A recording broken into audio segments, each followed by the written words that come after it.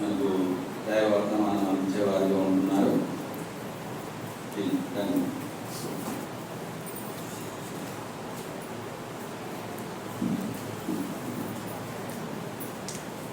Praise the Lord. క్షమించండి, మేము వచ్చేటప్పటికి కొంచెం ఆలస్యమైంది. యాక్చువల్గా పాల్ పరిచయం కదా, ఆయన రావాల్సింది. చిన్న స్కూటర్ యాక్సిడెంట్ అయ్యి ఆయనకు దెబ్బ తగిలి నన్ను ఆయన స్థానంలో పంపించారు. ఉదయం నుంచి నాకు ఆరోగ్యం బాగాలేదు, దానివల్ల కొంచెం ఆలస్యం అయిపోయింది.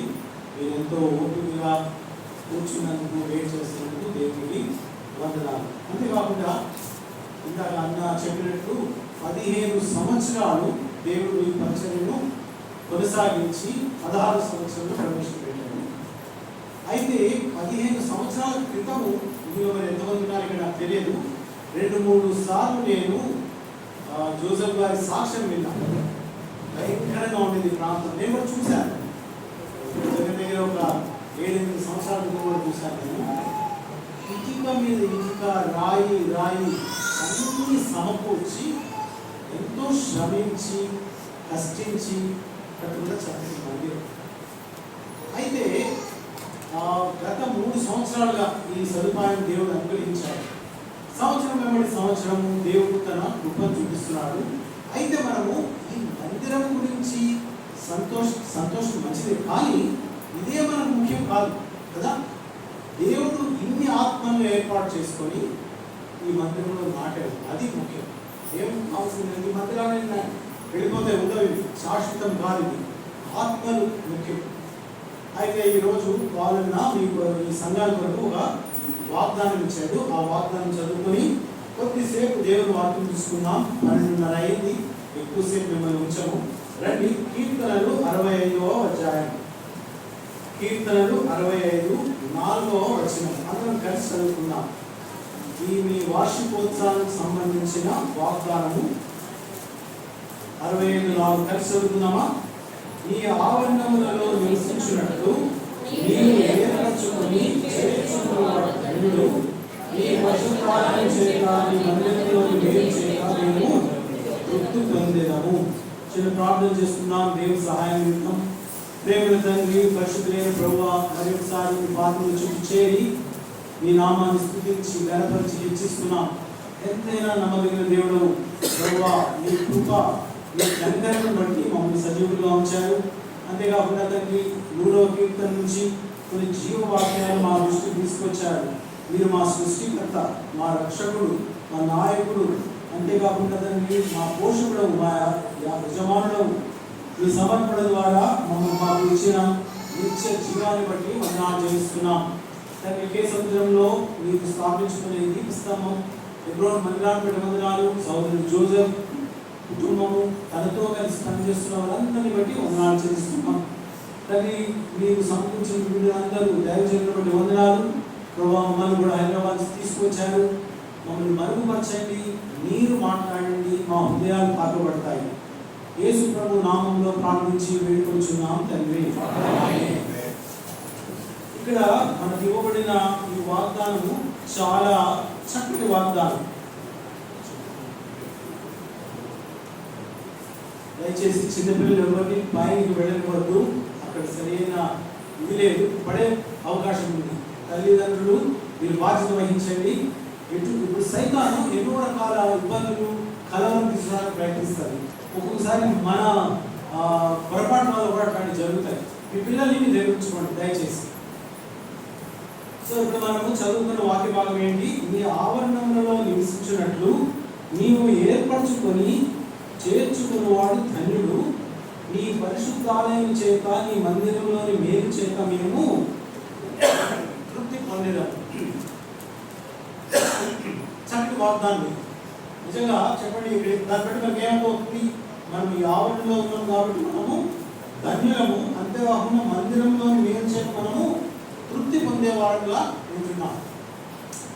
ప్రతి వాగ్దానం బైబిల్లో కొన్ని వేల వందల వాగ్దానాలు ఉన్నాయి కదా, అన్ని కూడా చక్కటి ఆదరణించే వాగ్దానాలే. ఇంకా మనం చూస్తూ ఉంటుంటే అద్భుతకరమైన వాగ్దానాలు. నేను నిశ్చయంగా నిన్ను దీవించదను, నా సన్నిధి నీకు తోడుగా ఉండును, నా దూతను నీకు ముందుగా పంపుచున్నాను, నువ్వు అడుగు పెట్టి ప్రతి స్థలము నీకు. ఇవన్నీ చదువుతున్నాం, మనం ఏమనుకుంటాడప్ప దేవుడు ఎంత చక్కటి వాగ్దానాలు ఇస్తున్నాడు, ఇది నా కొరికే అనుకుంటాం. కానీ వీటన్నిటికీ ముందు కానీ తర్వాత కానీ ఒక షరతు ఉంటుంది కదా, తెలుసు కదా. ఇప్పుడు మీ పిల్లలు ఉన్నాడు, వాడు 10th క్లాస్ చదువుతున్నాడు, ఎగ్జామ్ రాస్తున్నాడు. మనం ఏం చెప్తాం? ఒరే నీకు నువ్వు 1st క్లాస్లో పాస్ అయితే నీకు మొబైల్ కొనిస్తాను, లేకపోతే సైకిల్ కొనిస్తాను అంటారు, అంతే కదా. ఇప్పుడు నువ్వు ఫెయిల్ అవునా నీకు మొబైల్ కొనిస్తాను అంటాడు. ప్రతి వాగ్దానానికి ఒక షరతు ఉంటుంది. ఆ విద్యోపదేశకాండంలో కొన్ని అద్భుతమైన వాగ్దానాలు ఉన్నాయి. ఎన్ని వాగ్దానాలు ఉన్నాయో దానికి మించిన శాపాలు కూడా ఉన్నాయి. నీ దేవుడైన యెహోవా చెప్పినట్టు నువ్వు నడుచుకొని నా మాటకి లోబడితే నేను ఆశీర్వదిస్తాను, గృహాన్ని ఆశీర్వదిస్తాను, పశువులను ఆశీర్వదిస్తాను, నీ పిల్లల్ని దీవిస్తాను, నీ కట్ట పుట్ట. అసలు చదువుతుంటే ఎంత సంతోషం అనిపిస్తుంది అంటే, దేవుడు మన ప్రతి చిన్న విషయాన్ని కూడా ఆయన గమనించే దేవుడే ఉంటున్నాడు, ఆయన దీవించే దేవుడే ఉంటున్నాడు. కాబట్టి ఒక్కసారి మనం ఏం చేస్తామంటే 31వ తారీఖు రాత్రి వాగ్దానం తీసుకుంటాం, అంతే అందులో పెడతాం, మర్చిపోతాం. దాని కొరకు ప్రార్థించాలి, దాని కొరకు మన బాధ్యత ఏంటనేది కూడా మనము చూసుకోవాలి. అయితే ఈరోజు ఇక్కడ మనం చూసిన వాక్య భాగంలో మందిరము మందిరము అని 2 సార్లు ఇక్కడ చదువుతున్నాం మనం. మీ ఆవరణంలో నివసించువాడు, తర్వాత మీ పరిశుద్ధాలయం చెందిన మందిరంలో మీరు. మందిరము అంటే ఏంటి, అసలు మందిరము అనే దాని గురించి కొద్దిగా మనము క్లుప్తంగా చూద్దాం. ఇక్కడ చూడండి, మందిరం అనేది మనం ఏమనుకుంటామంటే మందిరం అంటే ఈ గోడలు, పైన రూఫ్, ఫ్యాన్లు, మైక్, కరెక్టే, ఇది మందిరమే. కానీ యాకోబు తన ఒక అనుభవంలో ఎటువంటి మందిరం చూసాడు చూద్దాం రండి. అదే దానికన్నా ముందుగా ఒక ఇది చూద్దాం రండి. 1 రాజులు 9వ అధ్యాయం, 1 రాజులు 9వ అధ్యాయము. ఆ మందిరంలో దేవుడు ఎంత ఆసక్తి కలిగి ఉన్నాడో ఇక్కడ రాయబడి ఉంది. 1 రాజులు 9వ అధ్యాయము 3వ వచనం. ఇలాగూ సెలవిచ్చెను, నా సముఖమునందు నీవు చేసిన ప్రార్థన విన్నపమును నేను అంగీకరించుకొని నా నామమును అక్కడ సదాకాలము ఉంచుటకు నీవు కట్టించిన ఈ మందిరమును పరిశుద్ధపరచి ఉన్నాను. నా దృష్టి నా మనసు ఎల్లప్పుడూ అక్కడ ఉండును. దేవుడు ఎందుకు ఇష్టపడుతున్నాడు? మందిరంలో నా దృష్టి ఆయన చూస్తున్నాడు. ఈ సమయంలో కూడా నా దృష్టి ఇక్కడ ఉంటుంది, నా మనస్సు ఇక్కడ ఉంటుంది, నీ ప్రార్థనలకు నా చెవులు వింటాయి అని చెప్పి ఉంటున్నారు. అంటే దేవుడు తన మందిర విషయంలో అంత ఆసక్తి కలిగి, అందుకనే కదా కీర్తనకారుడు ఏమంటాడు, నీ మందిరం నివసించేవారు అన్యులు, నీ మందిరంలో ఒక దినం కనుక 1000 దినముల కంటే శ్రేష్ఠిస్తున్నారు. కాబట్టి మొట్టమొదటిగా మనం దేవుడు మనకు అనుగ్రహించిన ఈ చక్కటి ఈ మందిరాన్ని బట్టి మనము దేవుని స్తుతిద్దాం.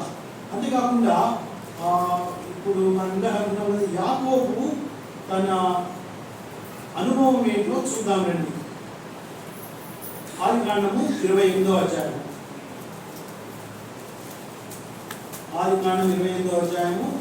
అక్కడ మనకు తెలుసు ఈ చరిత్ర అంతా. ఇప్పుడు నేను అదంతా చదవడం లేదు. ఇస్సాకు యాకోబుని పిలుస్తాడు, నువ్వు ఈ దేశ కుమార్తెలో ఎవరు వివాహం చేసుకోవద్దు, నువ్వు పద్దనరాముకు వెళ్ళి అక్కడ నీ బంధువుల్లో ఒక కుమార్తెను దాన్ని వివాహం చేసుకోమని చెప్పినప్పుడు యాకోబు బెర్షెబా మీద నుంచి బయలుదేరి హారాను వైపు వెళ్తూ ఒక చోట ప్రతికుండిపోతుంది. అక్కడ రాత్రి నిలిచిపోతాడు.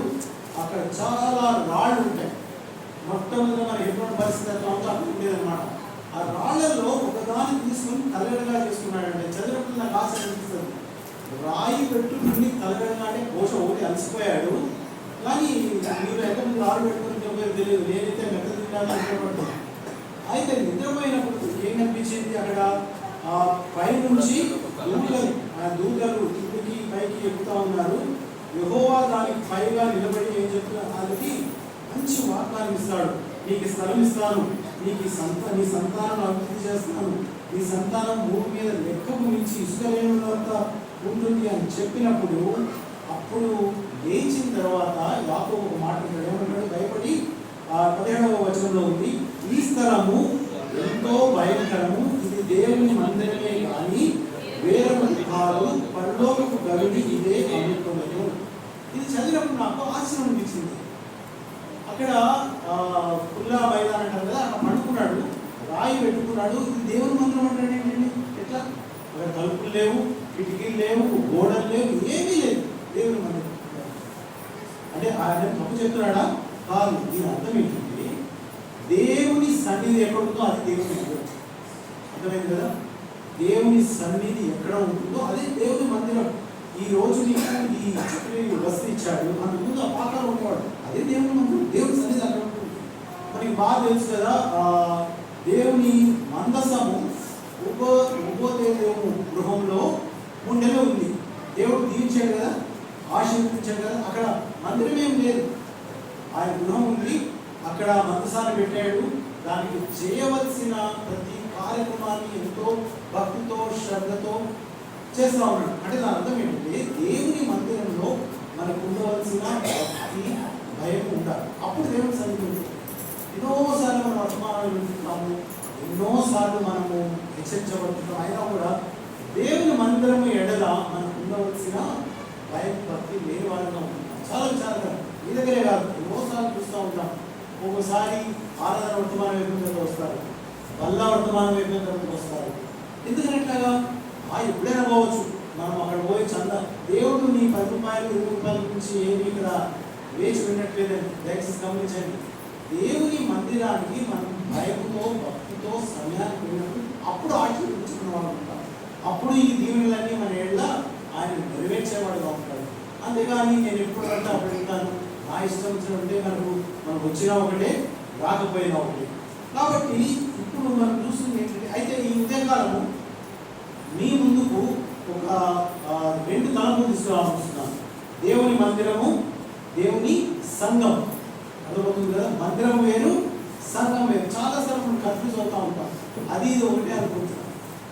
మందిరము అంటే ఈ కట్టడం, దేవుడు ఎక్కడైతే సన్నిధి ఉంటుందో అది. సంఘం అంటే ఎవరు? రక్తం ద్వారా కరెక్ట్ కొనబడిన మన బిడ్డలు. ఇప్పుడు మనం అందరం వెళ్ళి అక్కడ రోడ్డు మీద కూర్చున్నాం అనుకోండి, అది దేవుని సంఘం. అర్థమైంది కదా? దేవుని మందిరంలో సంఘం కూడుకుంటుంది.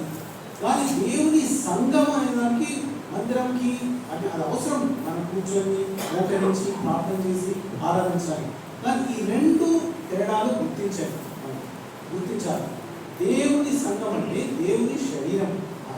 మనం అందరం రక్షించబడిన వారు, ఆయన శరీరంలో అవయవాలు కదా, అవయవాలు కాబట్టి మనకు ఆ బాధ్యత ఉంది. కాబట్టి మనము ఈ రోజుల్లో ఎట్లయిపోయిందంటే సంఘాలు విపరీతంగా పెరిగిపోయాయి. మీకు ఇక్కడ పరిస్థితి ఎట్లా ఉందో తెలియదు కానీ ఆంధ్రాకి మీరు వెళ్ళి గుంటూరు, కృష్ణా, తూర్పు, పశ్చిమ గోదావరి జిల్లాలకు వెళ్ళారంటే సందుకు 2 సంఘాలు ఉంటాయండి. గుంటూరు గల్లీ సంఘాలు ఉంటాయి. మంచిదే, దేవుని పని విస్తరిస్తూ ఉంది. ఒకసారి నేను గుంటూరుకు వెళ్తే ఇక్కడ నేను బోధిస్తున్నాను, ఆ పక్కన మైక్ పెట్టి వాళ్ళు పాటలు పాడుతున్నారు. అంటే వాళ్ళు క్రైస్తవులే, వాళ్ళు విశ్వాసులే. ఎంత డిస్టర్బెన్స్ ఉందంటే, ఎంత దాని కలవరం ఉందంటే అట్లా ఉంది. అయితే ఇంతకుముందు మనకి తెలుసు కదా, ఏమైనా వాళ్ళు హోదా విస్తారంగా ఉంది, పనివారు కొద్దిమంది. ఇప్పుడు ఎట్లా ఉన్న పరిస్థితి, పనివారు విస్తారంగా ఉన్నారు. ఎక్కడ పడితే అక్కడ పనివారే ఉన్నారు. హోద మటుకు కొద్దిగా ఉంది, రక్షించబడేవారు తక్కువగా ఉన్నారు. అంతేకాకుండా మన దేశ పరిస్థితి కూడా మారిపోయాయి. మేము ఎల్షన్ఐ ఆరంభించిన రోజుల్లో ప్రతి కాలనీ, ప్రతి సిటీలో అన్ని చోట్లకి పెట్టి ఓపెన్ చేసేవాళ్ళు. ఎంతో ధైర్యంగా మైక్ పెట్టి ట్రాక్స్ ఇచ్చి గురాలకు ఇచ్చి ఉండేది పరిస్థితి. ఇప్పుడు ఇక్కడ కూడా ఈ వారంలో రావాల్సింది. ఎందుకు అనుకున్నాము, ఇప్పుడు ఇక్కడ పండగ జరుగుతూ ఉంది కదా. ఈ పండుగ జరుగుతుంటే ఏముంది, వాళ్ళు రెచ్చిపోయి ఏదో మన అటాక్ చేస్తూ ఉంటారు. అంతేకాకుండా ప్రభుత్వపు ఒక రూల్స్ కూడా మారిపోయాయి. అన్ని రాను రాను ఇంకా భయంకరంగా ఉంటుంది పరిస్థితి. పాలన మొన్ననే ఛత్తీస్గఢ్ వెళ్ళారు. ఛత్తీస్గఢ్ అది నార్త్ ఇండియాలో ఉంది. అక్కడ ఎంత భయంకరంగా ఉంటుంది అంటే చెప్పాలంటే, అసలు దేవుని నామం క్రైస్తవురాలని పిలువమంటారు కూడా భయపడతారు. ఎక్కడో లోపల ఆండాల్లో ఎక్కడో కొంచెం కూడుకుంటారు. కానీ అయితే మీ ఇంట్లో మీరు గృహపూడిగా పెట్టుకున్నా కూడా పోలీసులు వచ్చి అరెస్ట్ చేస్తారు. అక్కడ లేదు. మొన్న అన్నపై వచ్చి చెప్పాడు.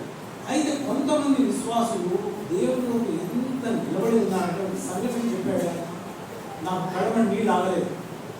ఒక కుటుంబంలో 3 రక్షించబడ్డారు. 2 సహోదరులు, ఎవరు ఒక సహోదరు.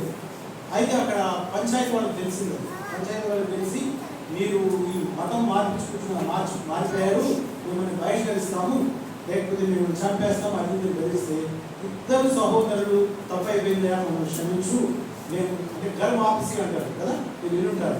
అంటే మనం తిరిగి మేము ఆ హిందూ మతంలో వచ్చేస్తాము. మేము ఈ సహోదరి సంగతి ఏంటి అంటే అడుగుదాం రండి పోయి అడిగారు. ఆ పంచాయతీ ప్రెసిడెంట్ అందరూ వచ్చారు. వాళ్ళు వచ్చిన తర్వాత, ఏమో నువ్వు కూడా వేసుకొని విడిచిపెట్టామంటే, నేను చనిపోయినా సరే విడిచిపెట్టాను, ఆయన నా రక్షకుడు, నేను చాలా ఆలస్యంగా తెలుసుకున్నాను నిజమైన దేవుడని, నేను ఆయననే దేవుడిగా నమ్ముతాను అని చెప్పి మీరు తెలుసు కదా, కళలు అన్నీ పట్టుకొని వస్తారు. ఎంతో రెచ్చిపోయి ఆ తమ్ముడు చెప్పి అన్నదమ్ముడు చెప్పారట, నువ్వే నీ చెల్లిని చంపు అని. అన్న చెప్తామంటే పాడు ఇట్లా వేసి అట్టేకి ఒకటి లాగి అందరి ఎదురుగా పట్టబడిగా చంపేస్తారు. ఆమె వెంటనే మోకరించి దేవుని నామం వరకు తన ప్రాణాలు అర్పించింది. ఇట్లాంటివి చాలా ఉన్నాయి, తెలియని ఎన్నో ఉన్నాయి, తెలిసే బయటపోతే వస్తూ ఉంటాయి. అయితే దేవుని కృపను బట్టి మనం ఈ రోజులో ఇంత చక్కగా కూర్చొని దేవునికి స్థుతులు, ఆరాధన, ఆయన వాక్యం మనకు ఇంకా ఆ స్వాతంత్రం ఉంది. సమయం ఎంతో లేదండి, గవర్నమెంట్ మారిపోతుంది, చూస్తూ ఉంటాయి. అయినప్పటికీ మన విశ్వాసాన్ని కాపాడుకోవాలి. అంటే నేను పౌలు ఏమంటాడు, నా విశ్వాసాన్ని నేను కాపాడుకున్నాను, నా పరుగు తొలగించాను, నా కొరకు ఒక కిరీటం ఉందని చెప్పగలుగుతున్నాను. రానున్న రోజుల్లో ముఖ్యంగా మనం ఈ యానివర్సరీ ఇవన్నీ మంచిదే, కానీ మన విశ్వాసాన్ని కాపాడుకోవడానికి ప్రయత్నం చేసుకోవాలి. గట్టు రోజులు మారుతుంది. నేను ఏదో మిమ్మల్ని భయపెట్టడానికి చెప్పట్లేదు.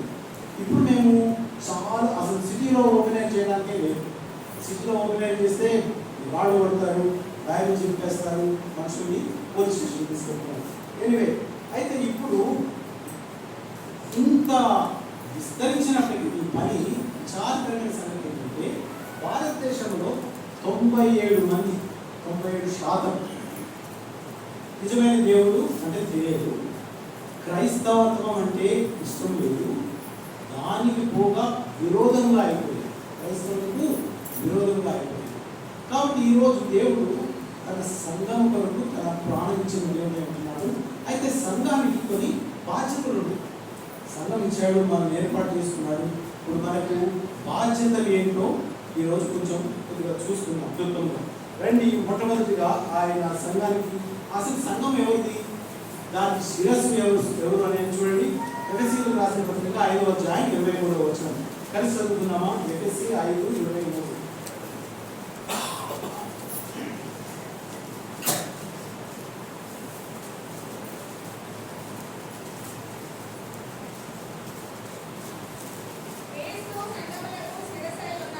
చాలా క్రీస్తు సంఘమునకు శిరస్సు. అది ఆ ఒక్క తలతో క్రీస్తు సంఘమునకు శిరస్సు. ఇప్పుడు మన కేసముద్రం హెబ్రోన్కి శిరస్సు ఎవరంటే మనం ఏమనుకుంటాము? యోసేపు అనుకుంటాం కదా. ఆయన కాదండి, ఆయన శిరస్సు కాదు, ఆయన కాపరి. ఇప్పుడు మేము వస్తాం, గొర్రెలు వస్తున్నాయి రోడ్డంతా అడ్డంగా, ఆ గొర్రెలు కాపరి ఉన్నాడు, వాటిని నడిపిస్తాడు. ఆయన చాలా పెద్ద బాధ్యత, ఆయన మిమ్మల్ని నడిపించే బాధ్యత ఆయన. అయితే దీనికి శిరస్సు ఎవరంటే ఈ సంఘానికి యేసుక్రీస్తు. అది మనం మొట్టమొదటి గమనించాలి. కాబట్టి ఇప్పుడు ఆ శిరస్సుకు లోబడి ఉంటేనే, శిరస్సుని గౌరవిస్తేనే మనకు దీవెనలు ఆశీర్వాదం. ఇప్పుడు ఒక తలలేని మొండ ఉందనుకోండి, కదులుతుంది అది కదలదు. నువ్వు దానికి బిర్యానీ పెట్టు, తినదు, నీరు దానికి తాగదు. కాబట్టి శిరస్సు అనేది యేసుక్రీస్తు వాడే శిరస్సు అని గమనిస్తే మనము ఎంతో ధన్యులము. అయితే ఆ భయంతో మనకు ఆ సమయాన్ని గడపాలి. ఎన్నోసార్లు చెప్తా ఉంటాం కదా, దేవుని సన్నిధికి వచ్చినప్పుడు మనము సజీవుడైన దేవుని సన్నిధిలో ఉన్నాము అనే తాత్పర్యంతో ఇక్కడ కూర్చోవాలి. ఇక్కడ చెప్పాలంటే ఒక దగ్గర పర్వాలేదు, మీ దగ్గర ఎవరు చాలా మంచివాడు ఉన్నారు. మా దగ్గర కొంతమంది ఉన్నారు, వచ్చిన దగ్గర నుంచి బిజీగా ఏదో మొబైల్ చేస్తూ ఉంటారు. వాళ్ళకి చేయకపోతే ప్రభుత్వం నడవలో ఏదో అనిపిస్తుంది. దేవుని సన్నిధిలో, నిజమైన దేవుడు, సజీవుడైన దేవుని సన్నిధిలో మనం ఉన్నప్పుడు ఎంత భయంతో ఉండాలి. మీరే ఒక ఎమ్మెల్యే దగ్గర, కలెక్టర్ దగ్గర, మినిస్టర్ దగ్గర పోయినట్టుకుని ఆయన దగ్గర కూర్చొని కూర్చుంటే మరి అది కళ్ళ పెట్టి బయట పంపించినట్టు కదా. అయితే దేవుడు కృపామయుడు. దేవుడి సన్నిధిలో మనం చిక్కులు ఉంటే కొంత 2 గంటలు 3 గంటలు మహా అయింది. ఆ కొద్ది సమయం కూడా మన ఆలోచనలు వేరు, మన తలంపులు వేరు, మన పనులు వేరుగా ఉంటుంది. కాబట్టి మొట్టమొదటిది ఏంటంటే ఆయన మరి సంఘానికి శిరస్సు అనే సత్యాన్ని, ఆయన అధికారం నుండి ఎప్పుడు ఉండాలి మనం. ఎందుకంటే సంఘం తన శిరస్సు లోబడినప్పుడే యేసుప్రభువు ఆరోహణ ముందు శిష్యులతో ఇచ్చి ఒక మాట అన్నాడు, ఇదిగో పరలోకమందును భూలోకమందును నాకు సర్వాధికారము ఇవ్వబడి ఉన్నది. అంతేకాకుండా ఫిలిప్పీలో కూడా చూడటం గమనించే సమయం లేదు. ఫిలిప్పీలు రాసిన 2వ అధ్యాయం ఏమంటే, ఆయన తండ్రికి లోబడి శిలువ మరణానికి లోపరుచుకున్నాడు కాబట్టి తనను తండ్రి అన్ని నామముల కన్నా పైనామంగా చేశాడు. ఎంత చూపించాడు ఆయన శిలువ మరణం అంత చూపించాడు. ఆ విధంగా కొద్దిగా మందిరానికి వచ్చినప్పుడు ఆయన క్రీస్తు శరీరం అంటున్నాము, క్రీస్తు సంఘం అంటున్నాం, విధేయత భయం పెట్టుకున్నాం. మొట్టమొదటి తరం దీనికి శిరస్సు యేసు ప్రభువు వారు. కాబట్టి ఆయన మనము లోబడి ఉండాలి. సంఘ కాపరి కానీ సంఘ పెద్దలు కానీ సరే భయపడటం, గౌరవించడం మంచిదే. కానీ అంతకు మించి ఆ దేవునికి మేము శిరస్సు ఆయనని ఒప్పుకుని మనం విధేయత చూపించినప్పుడే మన సంఘము మన దీవించబడుతూ ఉంటుంది. అంతేకాకుండా దేవుడు ఏం చెప్తున్నాడు, సంఘానికి అధికారం ఇచ్చాడు. మీరు ఏది బంధిస్తే అది బంధించబడుతుంది, ఏది పాతాళంలో మీ ఏది నిలవదు అని వాగ్దానం కూడా ఇచ్చాడు ఆయన. ఇది మొట్టమొదటి తీసుకురావాలనుకుంటున్నాను. రెండవదిగా సంఘానికి ఒక సౌందర్యం ఉంది. బ్యూటీ ఆఫ్ ది చర్చ్ అంటారు.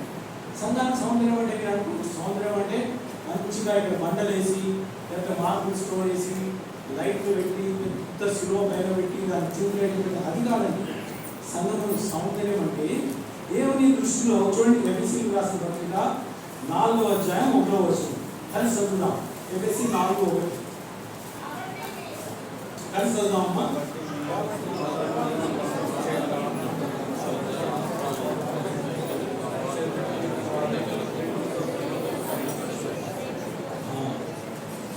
ఏం చెప్తుందంటే సంఘానికి సౌందర్యం ఏంటంట?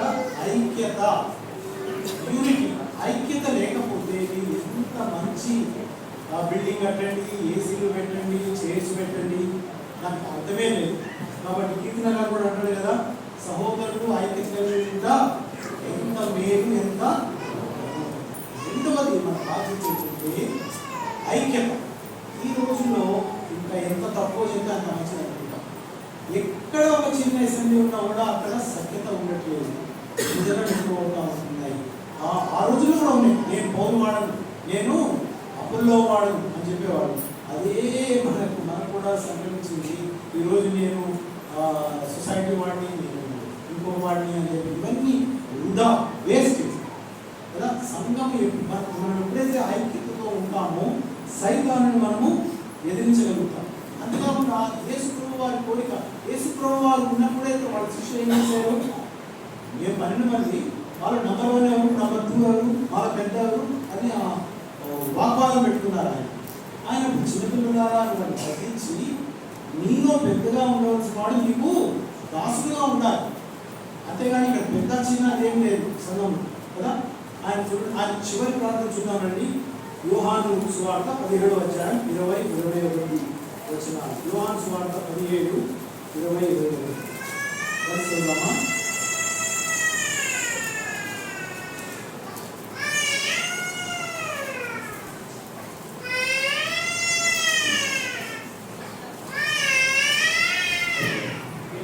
మరియు నీవు నన్ను పంపుతావని లోకము నమ్మునట్లు ఆ బాబు బయటిస్తున్నాను. మరియు నీవు నన్ను పంపుతావని లోకము నమ్మునట్లు తండ్రి నా యందు నీవు ఉండలాగున వారును మన యందు ఏకమై ఉండవాలని వారి కొరకు మాత్రం నేను ప్రార్థించలేదు. వారి వాక్యం వలన ఆయన విశ్వాసించే వారందరూ ఏకమై ఉండవాలని వారి కొరకు ప్రార్థించుచున్నాను. చూసారండి ఎంత క్లియర్గా చివరి ప్రార్థన. ఆయన ప్రభా వారంతా నాకు ఇచ్చావు, ఈ ప్రజల్ని సంతోషం, నాకు శిష్యుని ఇచ్చావు సంతోషం, కానీ వారిలో ఐక్యత కనిపించట్లేదు. వారిలో ఐక్యత ఉండాలని చివరి ఎవరైనా ఒక వ్యక్తి చనిపోయే ముందు చివరి మాటలు చెప్తాడు కదా, పిలిచి వారితో పిల్లలతో. అవి చాలా ముఖ్యమైన మాటలు. యేసుప్రభు వారు సిలువలో వెళ్ళక ముందు ఆయన ఒకటే భారం, ఒకటి ఆయన హృదయంలో ఉన్నది, నేను వెళ్ళిపోతాను, వెళ్ళిపోయిన తర్వాత వీళ్ళు ఐక్యతతో ఉన్నప్పుడే కొట్లాట జరుగుతూ ఉండేది. శిష్యుల్లో కూడా అట్లా అని చెప్పి శిష్యులు కొట్లాడుతూ నేను కొట్లాడతాను అనుకోకండి.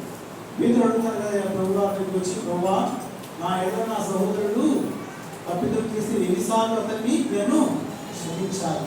మానవ మాత్రంలో మనం శిష్యులు కూడా ఉన్నట్టు వాళ్ళే, రక్త మాంసంలో ఉన్నవాళ్ళే, కానీ ఆయన సహితో ఓర్పుతో వాళ్ళని నేర్పుతూ వచ్చాడు. ఆయన ఒకరి గురించి ఒకరు శ్రద్ధ కలిగి ఉన్నారు. ఆ రోజుల్లో మనకు బాగా తెలుసు, ఒక్క రోజే 3,000 మంది సంఘంలో చేర్చబడ్డారు. 3,000 మంది. అయితే అందులో అవసరత లేని వారు ఎవరు లేరు అని నాకు ఆశ్చర్యం అనిపించింది. అయితే 3,000 మందిలో ఒకరికి తెలుసు. మరి మీ దగ్గర కొద్దిమంది ఉన్నారు, మా దగ్గర ఉన్న సంఘంలో ముందు లైన్లో కూర్చున్న వాళ్ళు ఎవరు వెనక వాళ్ళకి తెలియదు, వెనక కూర్చున్న వాళ్ళు పక్క వాళ్ళకి తెలియదు. అట్లా ఉంటుంది పరిస్థితి. వస్తాము, మనం మన పని చూసుకొని మనం వెళ్ళిపోతూ ఉంటాం. వేరే వాళ్ళ అవసరం ఓకే, నువ్వు డబ్బు అవసరం లేదు, వస్తువులు అవసరం లేదు, కనీసం ప్రార్థన వారి గురించి ఏమా ఈ పరిస్థితి కుటుంబంలో ఏదైనా అనారోగ్యం ఉందా, ఏదైనా అవసరం ఉందా తెలుసుకొని ఒకరిని తెలుసుకొని. ఆ రోజుల్లో ఎట్లా అయింది, వాళ్ళకి శ్రద్ధ ఉంది అనుకున్నారు కాబట్టి 3,000 మంది చేర్చబడినప్పటికీ వారు ఐక్యంతో ఉండే, వాళ్ళకు ఉన్న శ్రద్ధ, ఆసక్తి, ప్రేమ.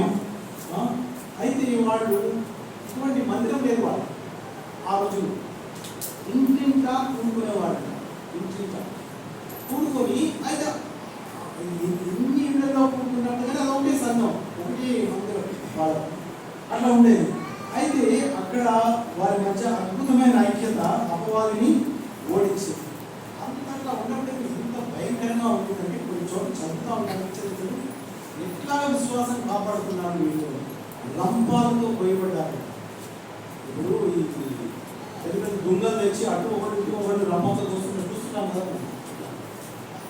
యేసు ప్రభువు నమ్ముతున్నాడు, క్రైస్తవుల పేరు వాడిని తీసుకొచ్చి పడుకోబెట్టి రంపంతో పోసాడు. అయినప్పటికీ వాడు నేను చనిపోయినా పర్వాలేదు, అందరూ చెప్పాను కదా, ఆ సోదరి ఏ విధంగా అతని ప్రాణాలు వచ్చింది, వేడి నూనెలో పోసాడు, వేసేవాడు. అసలు ఒక్కడిని వేస్తే ముందు వాడు పారిపోతారు కదా, అంతే కదా. ఆయన వాడు పర్వాలేదు, మాకు శరీరంలో వదిలిపెట్టిన ఆత్మ దేవుడు ఉంటారు. అటువంటి ఐక్యతతో వాళ్ళు చేపట్టి ఈ రోజు మన ప్రపంచవ్యాప్తంగా క్రైస్తవత్వము వ్యాపించబడింది. అయితే కొంత విచారకరమైన సంగతి ఈ రోజు మనం ఎలా అయిపోయిందంటే అగ్రకులము చిన్న కులము, మా మతం వేరు ఈ మతం వేరు. దౌర్భాగ్యం ఉంది. దేవుడు పురుషునిగాను స్త్రీగాను చేశాడు అంతే. కాపుగా కమ్మగా రెడ్డిగా మనం పెట్టుకున్న చండాలమైన ఇవన్నీ అంతే. విజయవాడ ఒక సంఘం ఉంది, కమ్మ సంఘం, దాని పేరు కమ్మ సంఘం. ఓన్లీ కమ్మ వాళ్ళు వస్తారు. ఒకవేళ పరలోకంలో వాళ్ళు ఏమన్నా వేరే స్థానం ఉండే నాకు తెలియదు. చాలా బాధ. పైగా వాళ్ళు దేవుడు వాక్యాన్ని బోధిస్తారు, వాళ్ళలో పాల్గొంటారు. ఎంత సిగ్గుకరమైనది. అందరూ ఒకే శరీరంలో అవకాశాలు ఉన్నప్పుడు ఈ చిరపురం మారి పెద్దపురం.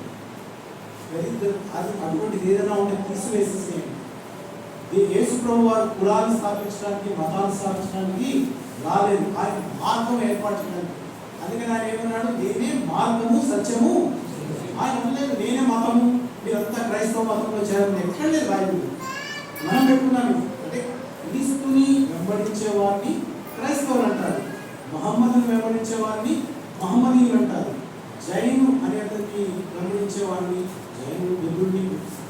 అది వేరు. అంతేగాని ఈ కులాలు మతాలు పెద్ద చిన్న అనేది ఏదైనా ఉంటే దయచేసి దుర్పేసుకోండి.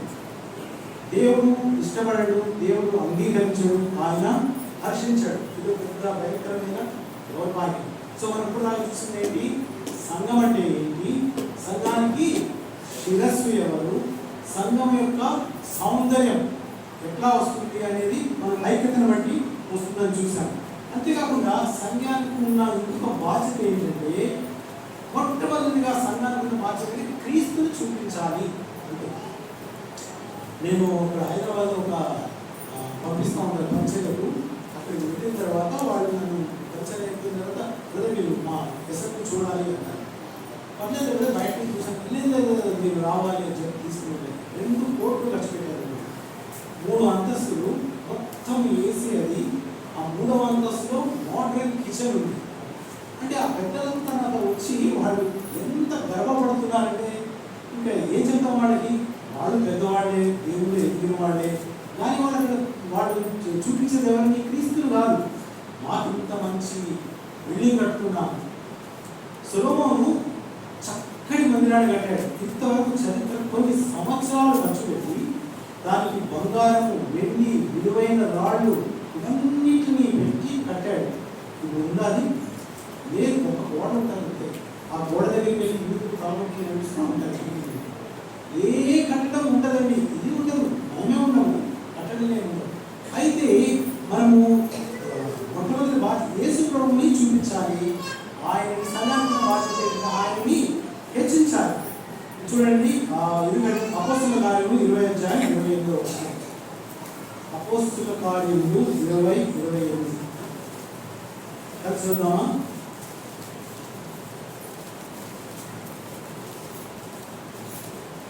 చదవండి.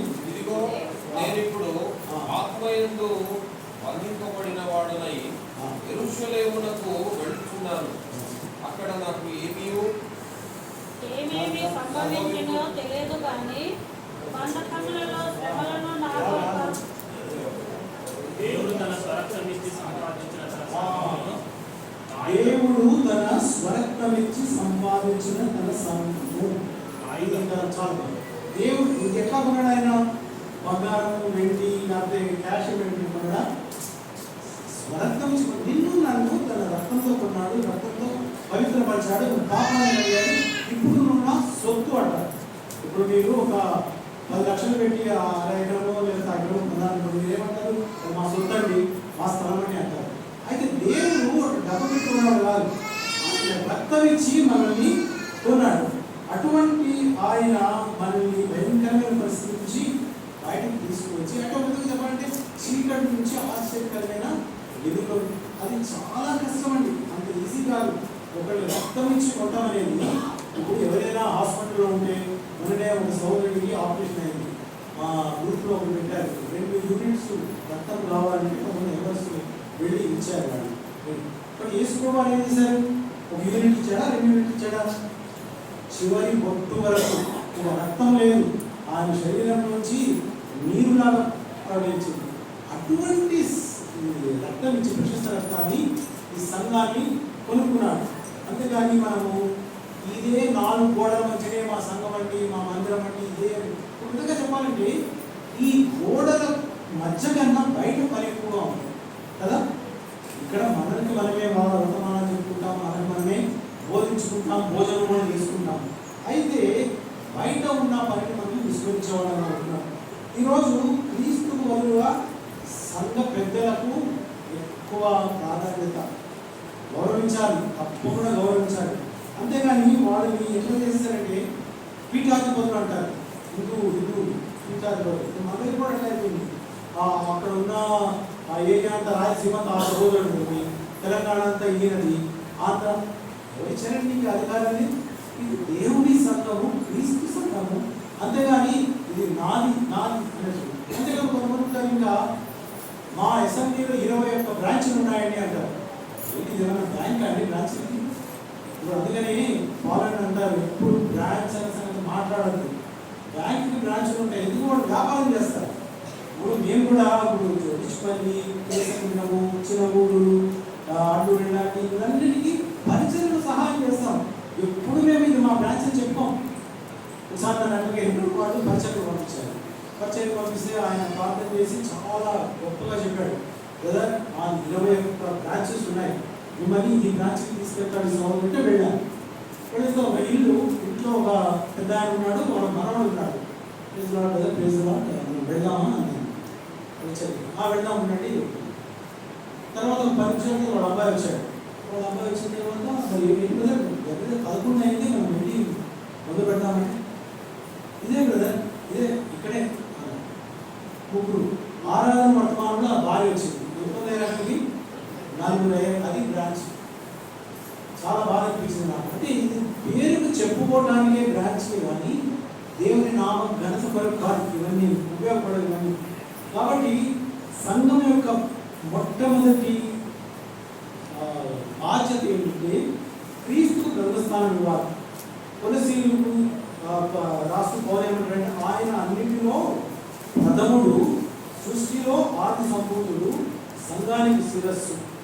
క్రీస్తుకు బదులుగా మనం పెద్దలకు కానీ వేరే వాళ్ళకి కానీ అటువంటి అధికారం ఇచ్చామంటే అది విగ్రహారాధనతో సమానం. దైవ భాష విగ్రహారాధనను ఇంకా దానికి పోల్చాడు దేవుడు. ఇస్రాయేల్ విగ్రహాలను చెప్పగలరా? విగ్రహారాధన ఈజ్ ఈక్వల్ టు వ్యభిచారం. చాలా అసలు వినటానికి ఒకలాంటి కఠినంగా అనిపిస్తుంది. దేవుని దృష్టిలో అంతే. విగ్రహారాధన ఇప్పుడు వినాయకుడి దగ్గరికి వెళ్ళి నువ్వు టెంకాయ కొట్టవస్తుంది.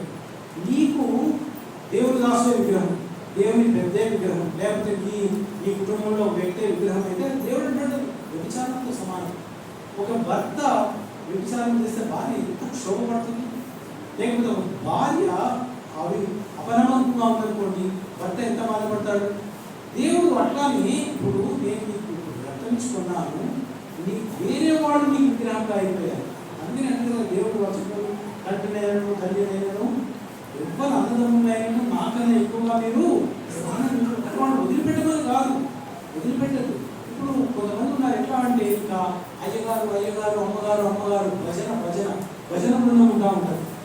అట్లాంటి వాళ్ళ వలన నష్టం తప్పించి ఏమీ ఉపయోగం ఉండదు. వాళ్ళకి క్రీస్తుకు మహిమ తేవడం తప్పించి వాళ్ళు వాళ్ళ భజన వల్లనే చాలా వాళ్ళు మెప్పు ఘనత పొందడానికి ఇష్టపడుతూ ఉంటారు. అది చాలా విచారకరమైన సంగతి. అయితే ఇటువంటి దాని వల్ల ఏమవుతుందంటే దేవుని నామానికి ఘనత రాదు కదా, అపకీర్తి వస్తూ ఉంటుంది. నాకు బాగా గుర్తు, నేను అందరిలో ఉన్నప్పుడు కొన్ని సాక్ష్యాలు వినేవాడిని. నేను భయంకరండి, నేను తాగుబోతుని, నేను చెడ్డగా తిరిగేవాడిని, వేగట ఆగేవాడిని. అయితే ఆ వాక్యం నన్ను తాకింది, నన్ను మార్చింది అని చెప్పి సాక్ష్యాలు వినేవాడిని, దర్శించుకున్నాను. ఈరోజు టీవీ పెట్టండి, అయ్యగారు ప్రార్థన చేశారు, నాకు ఉద్యోగం వచ్చింది. అయ్యగారు టీవీ ప్రోగ్రామ్ నేను స్పాన్సర్ చేశాను, ప్రమోషన్ వచ్చింది. అమ్మగారు నా భార్య కడుపు మీద చేయి పెట్టి ప్రార్థన చేశాడు, కానీ ఇది కలిగిపోయింది. ఇప్పుడు ఘనత ఎవరికి వస్తుంది? అయ్యగారికి, అమ్మగారి కదా. అక్కడ ఏమన్నా దేవునికి మహిమ ఉందా? మీరు తలకాయ నొప్పి వస్తుంది. టీవీ ఏదైనా మనం పెట్టారు, వర్తమానం అన్నీ ఇవే. దేవుని మహిమను మనం దొంగిలించినప్పుడు శాపగ్రస్తం ఉంచాలి, దేవుడికే ప్రధాన స్థానం ఇవ్వాలి. ఇది సంఘంలో ఉన్న బాధ్యత. తర్వాత ఇంకొక గొప్ప బాధ్యత ఆయన మనకు అప్పగించింది ఏంటంటే మార్క్స్ వార్త 16వ అధ్యాయం 15వ వచనం. మరియు మీరు సర్వలోకమునకు వెళ్ళి సర్వ సృష్టికి సువార్తను ప్రకటించుడి. సర్వలోకమునకు వెళ్ళి సర్వ సృష్టికి సువార్తను. ఇది గొప్ప బాధ్యత సంఘానికి ఇవ్వబడింది. ఎన్ని ఆటంకాలు వచ్చినా, ఎన్ని రూల్స్ మారినా సరే మనం వెళ్ళి సర్వలోకానికి సువార్త ప్రకటించాలి. అది చాలా, ఈ సంఘానికి ఇంకా బాధ్యత ఉంది. చాలా సంతోషం. అయితే దేవుడు ఏం చెప్తున్నాడు, మీరు వెళ్ళండి, వెళ్ళి సువార్త ప్రకటించాలి. నేను మా మధ్య ఇక్కడ ఒక చోటకి వెళ్తా ఉంటే పెద్ద హోర్డింగ్ చూశాను, రండి, వినండి, రక్షణ పొందండి, స్వస్థత కూడికలు, పెద్ద హోర్డింగ్ చూశాను. కరపతులు కూడా వచ్చారు, కారాపవాళ్ళు. రండి, మీరు కూడా చూసుంటారు కదా, రండి, వినండి, రక్షణ పొందండి. అంటే దాని అర్థం ఏంటి? మీ సాగు సాగు మాకేం బాధ్యత లేదు కనుక దేవుడేమో మీరు పొండి అనుకుంటే మనం ఏమంటున్నాం, రండి. ఎవరొస్తారని బిల్డింగ్లు కూడా రాదు. చాలా చోట్ల చూస్తూ ఉంటాం, రోడ్డు పక్కన శంకాన్ని బిల్డింగ్లు పెడతా ఉంటారు. అంతా మనోళ్ళే, అంతా వాళ్ళకే పోదా, వాళ్ళకే భోజనం అట్లా ఉంటుంది. కానీ మనము కొన్ని మారు ప్రాంతాలకు వెళ్ళి, ఇప్పుడు భారతదేశంలో యేసు ప్రభు అంటే తెలియని వాళ్ళు ఉన్నారు. మీకు ఆశ్చర్యం అనిపిస్తుంది అంటే మీరు నమ్ముతారా? ఉన్నారండి, ఇంకా ఉన్నారు, చాలా మంది ఉన్నారు. యేసు ప్రభు ఆయన అంటారు. అంతే ఎలా ఉంది. అయితే మన బోధ కూడా ఎట్లా ఉంటుందంటే చాలా, ఇది ఒకసారి వాళ్ళకి అర్థం కాదు. ప్రాసపడి పాడము మోసం మైకులు చెప్తా ఉంటాము. ఎవరికైనా ఒక ముఖ అర్థం అవుతుంది కానీ అంటే ఆ స్వార్థ మంచిదే, కానీ అది మనది ఎట్లా ఉంటుందంటే ఒక భాషగా ఉంటుంది.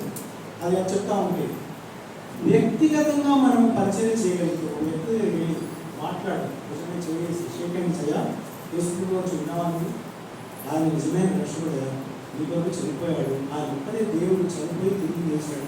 ఈ రెండు మాటలు చెప్పండి, ఆయన అర్థమవుతుంది. ఒకసారి ఇక్కడ ఏజీ కాన్వెంట్ అసెంబ్లీ వాళ్ళు ఓపెన్ మినిస్ట్రీకి వెళ్ళారు. వెళ్ళి మైక్లో చెప్తా ఉన్నారు. ఒక చోట స్టార్ట్ చేశారు మైక్లో. అక్కడ ఒక ముసలాన్ని కూర్చొని ఉన్నాడు. ఆయన కూర్చొని ఉన్న తర్వాత ఈ డ్రైవర్ని పిలిచారు. పిలిచి ఇప్పటివరకు మీరు చెప్పారు కదా ఆయన సంగతి, ఆయన ఏంటి బీఆర్ఎస్ కాంగ్రెస్ అని అడుగుతున్నారు.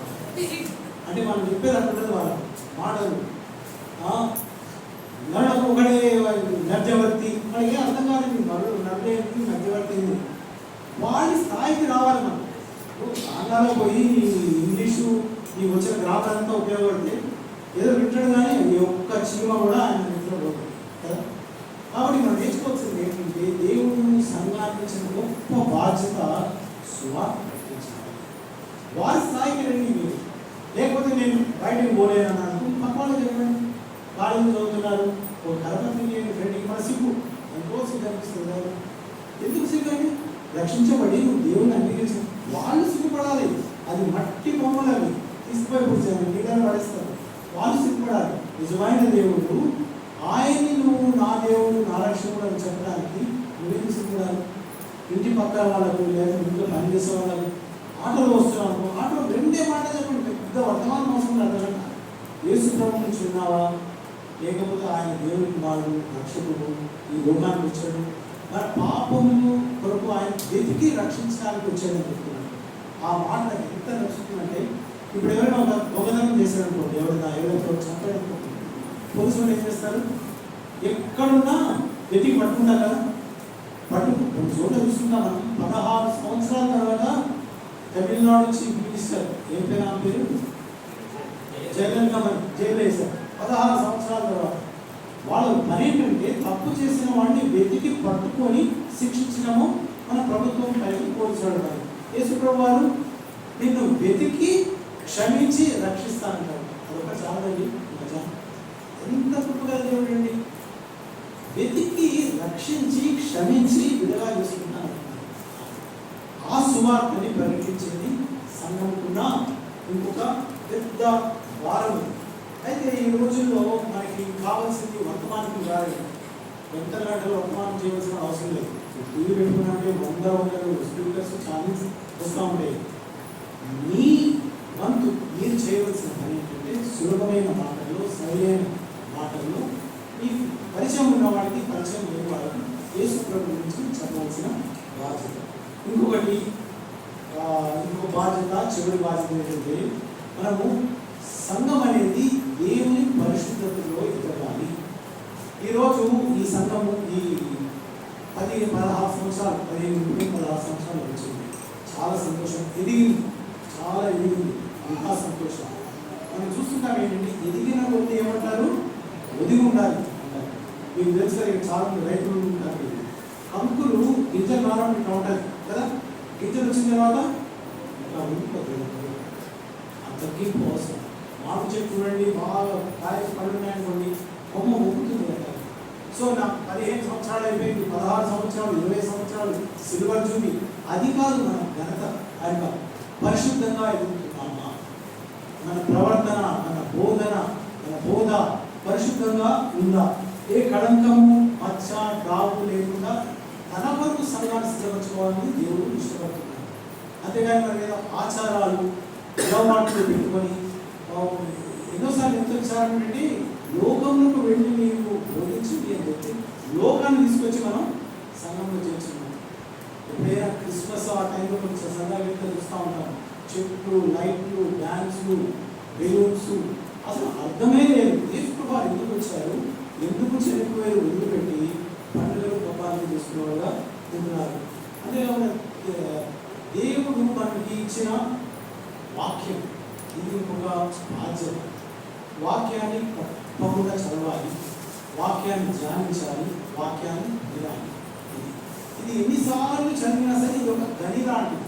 ఇప్పుడు ఇక్కడ కొత్తగూడెంలో గనులు ఏం గన్నవి, బొగ్గు గనులు తవ్వుతున్నారు వస్తూ ఉన్నాయి. అయితే మీరు ఇప్పుడు చూడండి వెళ్ళారంటే అక్కడ పోలార్ గోల్డ్ మైన్స్ అని ఉన్నాయి కర్ణాటకలో. అక్కడ తవ్వుతుంటే బంగారం వస్తుంది. కొన్ని చోట్ల మనం తవ్వుతూ ఉంటే ఏమొస్తుంది, నీళ్ళు వస్తుంది. కొన్ని చోట్ల పెట్రోల్ పడుతుంది, సౌకర్యాలు. ఇది అటువంటి గని తరగతి. ఇది ఒకటే పుస్తకం అండి. ఎన్ని వందల సంవత్సరాల నుంచి ఎన్ని వర్తమానాలు, ఎన్ని ఆత్మ రక్షణలు, దీని వారి ఒక పుస్తకాలు లెక్కలు బుక్స్ ఉంటాయి, కెమిస్ట్రీ, ఫిజిక్స్, రకరకాల పుస్తకాలు ఉంటాయి. అది నిజమైన గ్రంథం, జీవో వాక్యం. ఎప్పుడైనా మీరు దుఃఖంలో, వేదనలో ఉన్నప్పుడు ఓంకరించండి, వాక్యం చదవండి, ప్రార్థించండి, దేవుడు మాట్లాడతాడు. అనుభవం. కాబట్టి సంఘానికి ఒక ముఖ్యమైన బాధ్యత దేవుని వాక్యాన్ని బోధించడము, దానికి ఏమి కలపకుండా దాన్ని ప్రజలకు తెలియజేయడం. కాబట్టి ఈ కొద్ది తరపు ఈరోజు ముందుకు తీసుకురావాలని నేను ఆశపడ్డాను. దేవుడు ముఖ్యంగా ఏర్పరచుకున్న ఈ మందిరంలో మీరు సంఘంగా చేర్చబడ్డారు. కాబట్టి దీనికి క్రీస్తు శిరస్సు. మనకున్న బాధ్యత ఏంటంటే ఆయనని గణపరచాలి, ఆయనకు కీర్తిని ఇవ్వాలి, ఆయనకు ప్రథమ స్థానం ఇవ్వాలి, ఆయన సువార్తను మనము బోధించాలి, పరిశుద్ధతలో ఎదగాలి. దేవుడు ఈ విధంగా మనందరూ ఎదిగేటట్లు దేవుడు చూపించుకున్నాడు. ప్రార్థన చేసుకుంటామా? ప్రార్థన చేసుకుందాం.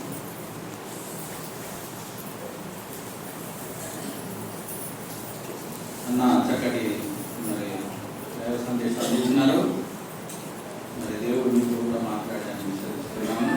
కాబట్టి నాకు కూడా విషయం మాట్లాడుతూ వచ్చినాడు. ప్రభుత్వం కూడా పంచుకుంటాను. ఇప్పుడు దైవసేకులు మరి మహబూబాద్ ఎక్కువ ప్రార్థన సామెతన్న మరి మనందరినీ మరి ఒక పాట, బంజారా పాట పాడవలసిందిగా మనవి చేస్తున్నాము. పాట పాడినాక చివరి